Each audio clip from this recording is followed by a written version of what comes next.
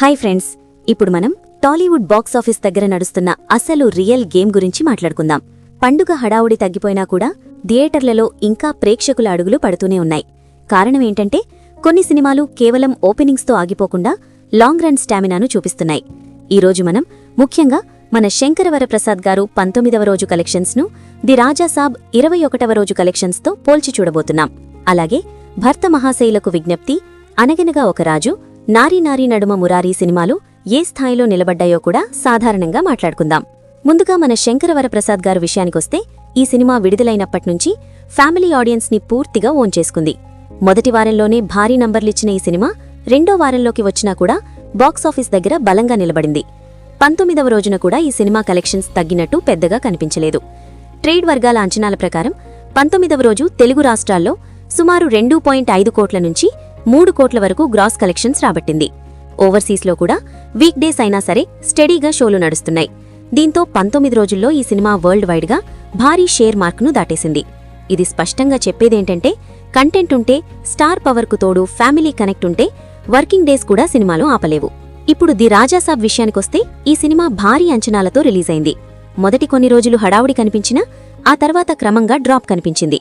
21వ రోజున ఈ సినిమా పరిస్థితి ఎలా ఉందంటే చాలా థియేటర్లలో షోలు తగ్గిపోయాయి. కొన్ని సెంటర్లలో రోజుకు 1 షో మాత్రమే నడుస్తోంది.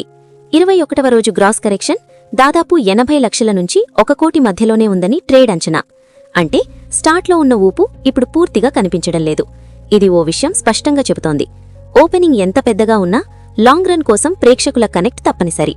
ఇక భర్త మహాశైలకు విజ్ఞప్తి సినిమా గురించి మాట్లాడుకుంటే ఇది పెద్ద మాస్ బ్లాక్ బస్టర్ కాదు, కానీ తన పరిధిలో మంచి రన్ ఇచ్చింది. ఫస్ట్ వీక్ తర్వాత షోలు తగ్గినా కూడా కొన్ని సెంటర్లలో ఫ్యామిలీ ఆడియన్స్ వల్ల నడుస్తోంది. 19-20 రోజుల రన్ తర్వాత ఈ సినిమా రోజుకు సుమారు 40 నుంచి 60 లక్షల గ్రాస్ రాబడుతూ సర్వైవ్ అవుతోంది. ఇది పెద్ద నంబర్ కాదు, కానీ చిన్న సినిమాకు ఇది కూడా గౌరవప్రదమైన రన్నే చెప్పాలి.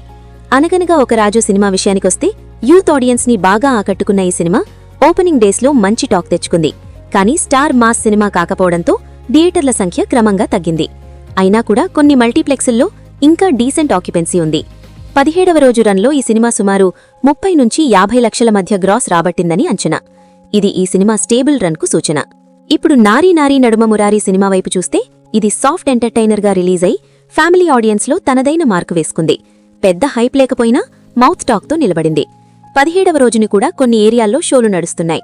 రోజువారీ కలెక్షన్ సుమారు 30 నుంచి 45 లక్షల వరకు ఉందని ట్రేడ్ వర్గాల మాట. అంటే ఇది కూడా సైలెంట్గా తన పని తాను చేసుకుంటూ ముందుకెళ్తోంది. ఇప్పుడు ఈ అన్ని సినిమాలను ఒకే ఫ్రేమ్లో పెట్టి చూస్తే ఒక విషయం స్పష్టంగా అర్థమవుతోంది. మన శంకరవరప్రసాద్ గారు సినిమా మాత్రమే ఇప్పటికీ రోజుకు కోట్లలో కలెక్షన్స్ రాబడుతోంది. మిగతా సినిమాలన్నీ లక్షల స్థాయిలోకి వచ్చేశాయి. ఇదే అసలు డిఫరెన్స్. స్టార్ పవర్తో పాటు ఫ్యామిలీ ఎంటర్టైన్మెంట్ ఉంటే సినిమా ఎంతకాలమైనా నిలబడగలదని ఈ 19వ రోజు కలెక్షన్స్ నిరూపిస్తున్నాయి. అదే సమయంలో ది రాజాసాబ్ లాంటి భారీ ప్రాజెక్ట్ కూడా లాంగ్ రన్లో నిలబడలేకపోతే కంటెంట్ ఎంత కీలకమో అర్థమవుతోంది. ఫ్యాన్స్ మొదటి రోజులు తీసుకెళ్లగలరు, కానీ ఆ తర్వాత సాధారణ ప్రేక్షకుడు వచ్చేదాకా సినిమా ఆగిపోతుంది. ఈ రోజు పరిస్థితుల్లో అదే స్పష్టంగా కనిపిస్తోంది. చివరిగా చెప్పాలంటే ఈ రోజు బాక్సాఫీస్ రేస్లో గెలిచింది మన శంకరవరప్రసాద్ గారు అనే సినిమా. 19వ రోజు కూడా కోట్లలో వసూళ్లు అంటే అది చిన్న విషయం కాదు. మిగతా సినిమాలు తమ పరిధిలో గౌరవప్రదంగా నడుస్తున్నా అసలు లీడ్ మాత్రం ఒక్క సినిమాదే. రాబోయే రోజుల్లో కూడా ఈ సినిమా థియేటర్లలో స్ట్రాంగ్గా నిలబడే ఛాన్స్ ఎక్కువగా కనిపిస్తోంది. ఇది ఫ్రెండ్స్ ఈరోజు బాక్సాఫీస్ రియాలిటీ. మీ ఏరియాలో ఏ సినిమా ఇంకా బాగా నడుస్తోంది? మీకు థియేటర్లలో కనిపిస్తున్న రియల్ సీన్ ఏంటి? కింద కామెంట్స్లో చెప్పండి. ఇలాంటి డీటెయిల్డ్ బాక్సాఫీస్ అనాలిసిస్ కోసం మన ఛానల్ని ఫాలో అవ్వడం మర్చిపోకండి.